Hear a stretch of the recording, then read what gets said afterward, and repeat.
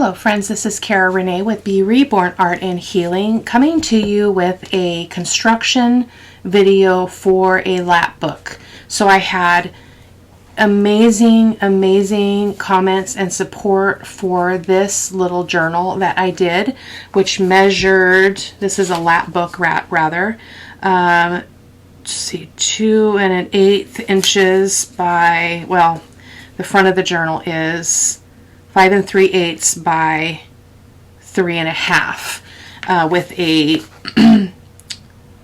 2-inch spine.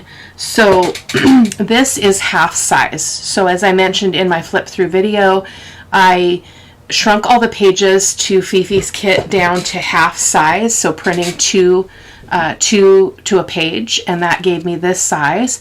But I wanted to go ahead and do just a straight up raw video of how to construct the Lapbook. I had no clue, and I had the hardest time finding a tutorial that was just the construction. I just wanted to see, how do I put the pieces together, how do I decide what their sizes are, how do I attach them, that kind of thing. With this journal that I just showed you, in case you didn't see it, this is the flip book. You can check out the channel if you want to see the flip through. So much fun. I really enjoyed that. Lots of interest in it. So I thought, wow, I'm going to go ahead and take the opportunity to show you how to make one. So I just used this extra wide masking tape to put my pieces together. You could use whatever you want to use. You could actually just, if you're going to cover it in fabric, you could go ahead and do that just like you would a normal book. I am actually using chipboard. That is my preferred material because it's very sturdy, it feels very durable, and I trust it. So I'm going to go ahead and do that with this, and I think I'm going to go ahead and use this base for my second granddaughter's birthday journal. So I'm doing a bunny rabbit theme for her. I believe I'm going to be using a kit also from my Porch Prints called French Rabbits. And so I thought the Lapbook would be more fitting for her, just because she's a different kid than my other granddaughter. So I thought I would use this and let her have my first like full-size flip book or Lapbook. So these are the dimensions. So this is for a large Lapbook. This is like more a regular size journal type of size. So the dimensions of the journal, well, sort of like what I just told you here. Sorry guys, what I just told you here. I'm talking about the width, the height, and the spine size. So it's 5 1/2 inches across, 8 1/2 inches high, and it has a 3-inch main spine. So then I've listed main spine is 3 inches by 8 1/2, and there's one of those. And then there's two what I'm calling half spines, which are 1 1/2 by 8 1/2, and there's 2 of those. And then we have full cover panels, and there are 4 of those measuring 5 1/2 by 8 1/2. So let's get going, and I'll show you. Let me hold that up so you guys can take a picture if you want to. I'll probably type it up and put it in my photos as well. People seem to like that as well, so we will do it. So what I do, it's going to be tricky because it's long, because this is super big. So, and I actually wrote on here the dimensions, just because I wasn't sure how I was going to actually, show you how to do this. So, and I'm hoping that my camera height and all is going to be okay. I am going to move my mouse because I'm probably going to have to spread to the right, and I don't want to bump that. So what I do is I put these out here like this. These are my two, let's just call this if you were just doing a journal, you'd have a spine and you'd have a front and a back cover. So we're going to treat this first step just like a front and back panel, attaching the spine to that. So we want the 3-inch part of the spine right here. And I cut these with my Fiskars precision cutter. And I will also link the chipboard that I use. I get it from Amazon. So you actually don't want to really concentrate on this piece yet because you're going to probably bump it. So I actually line this up like this. I'm going to pull this down just a little bit, and I'll just move the camera if I need to. There we go. So I like to leave just about, not even 1/8 of an inch, maybe, yeah, I guess it's about 1/8 of an inch gap there. So I'm going to go ahead and get my tape, and I always pull off more than I need because it's easier for me. So I'm just going to tear off a big piece. And then if you've got steady hands, this should work okay. I see that I'm a little bit crooked, so I'm just going to fiddle with that a little bit. It doesn't matter if it's slightly off. I didn't find that to be a problem. And this tape, I can kind of see through it as I get closer to my base, so I'm just going to press it down and then give it a good press. Okay. And I'm going to pull it up and turn it over, and I'm just going to fold those edges over. And that's quite a gap. I'm going to have to make sure I do that size of a gap on all of them. I don't think my gaps were that wide on this smaller one. And then you're going to take another piece of tape. I just take another piece that's just going to cover that hole. Just this. I don't want a bunch of layers of masking tape on this space. So there we go. Now, you know, I have Tyvek tape. I can't figure out how to use Tyvek tape because it has Tyvek written all over it and nothing covers it up. Believe me, I've tried. It's so frustrating. So, and I can't find clear Tyvek tape. I wish I could. I have clear duct tape, but it won't bend. Like I have to play around with it to figure out how do I get it to be more pliable so these will actually open and close without problems. So I'm going to do the same here.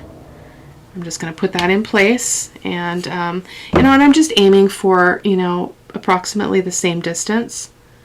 Again, it's not a huge deal. That looks to be pretty good. Another piece of tape. I always tear that one a little bit bigger and go like this. Now, if you wanted to, you could also use like if you had like a measuring, like a mat that had measurements, you could make sure that your bottom is straight. But I'm pretty good at cutting straight here because I'm cutting with the precision cutter, so I feel pretty good about that. So, oh, we gotta go over, and oh, we moved. Let me lift that up. I touched it, so let me line this up again. There we go. And so you can make these whatever size you wanted. You could make your spine narrower. It would just mean that when you get to your other partial spines, you would need to adjust those to half of the width of your primary spine, at least the way that I'm making these. I don't know if that's the way everybody does it, but it's the way I'm doing it. So I'm going to go ahead and try that again. There we go. And as you can see, my masking tape is not even on either side of it. It does not matter. We're just looking to get this attached. So there we go. There we go. And another piece.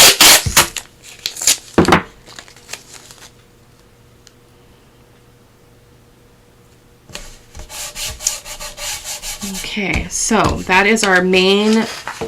This would be like a journal. If you were making a journal, that's what your shape would be. So now we're going to go ahead and I'm going to move the camera up a little bit. Since you've seen the technique, I'm going to spread out a little bit here. So now you want one of your small spines here, and you're going to put a small spine on this end and this end. So I'm going to do one at a time. And again, this small spine is half of the width of the large spine, of the main spine. So this is 3, so this is 1.5. Okay. And then let me tape that up. That was a lot of tape, Cara-Renee. Okay, I'm gonna just put it down, like so. Flip her over.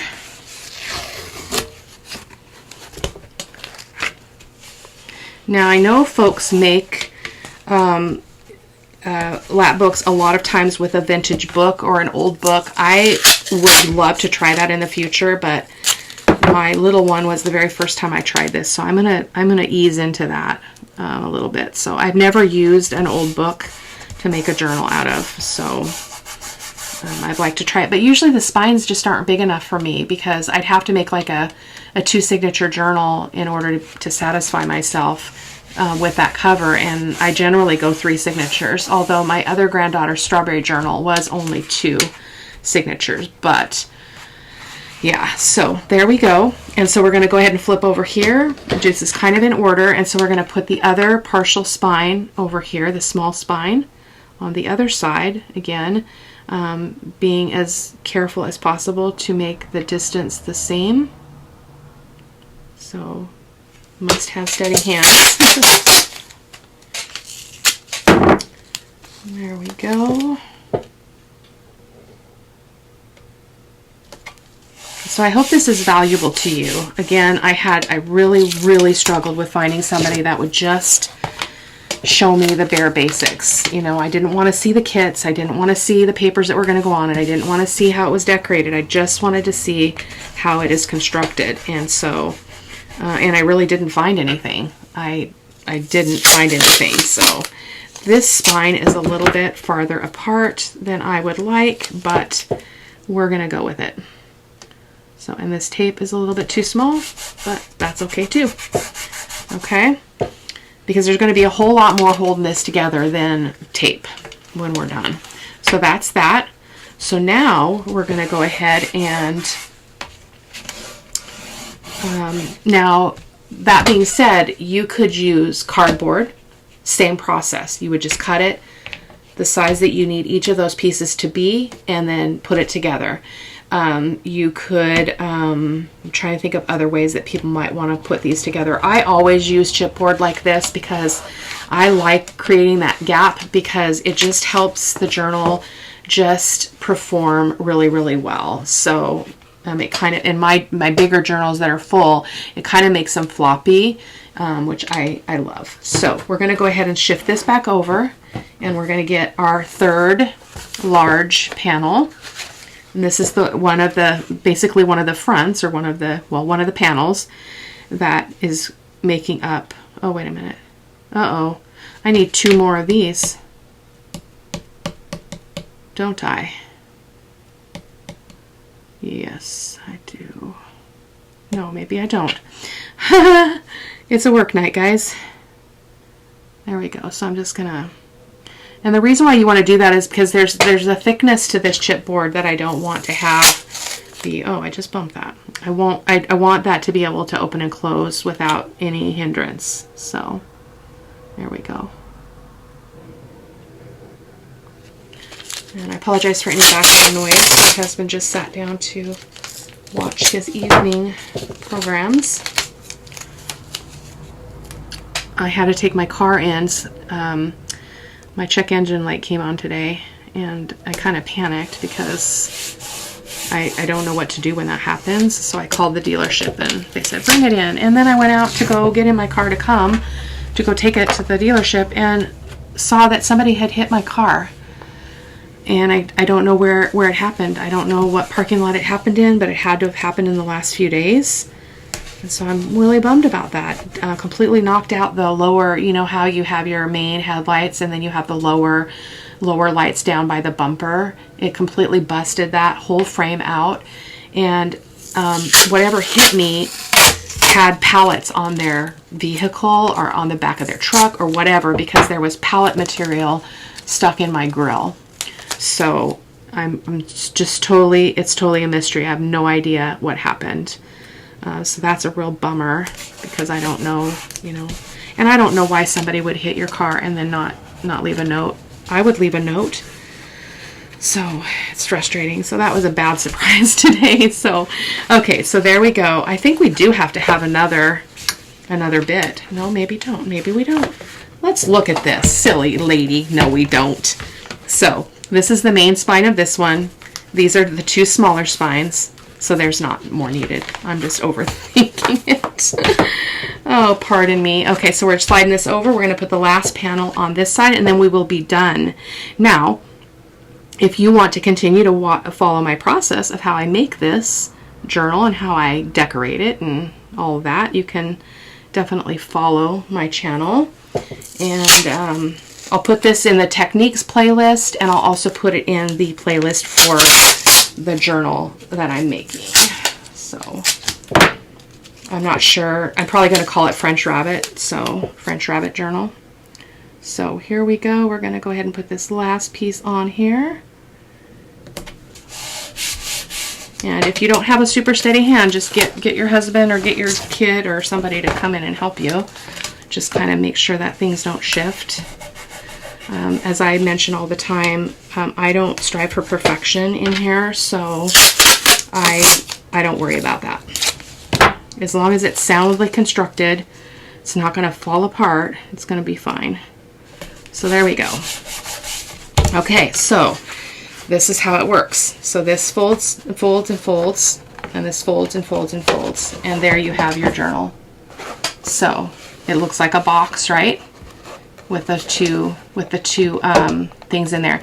Now, a person would not necessarily have to have this piece go completely to the inside there. It would not have to. Let me show you what I'm talking about. You could cut these shorter and have them be like an extended piece, have them be a smaller base.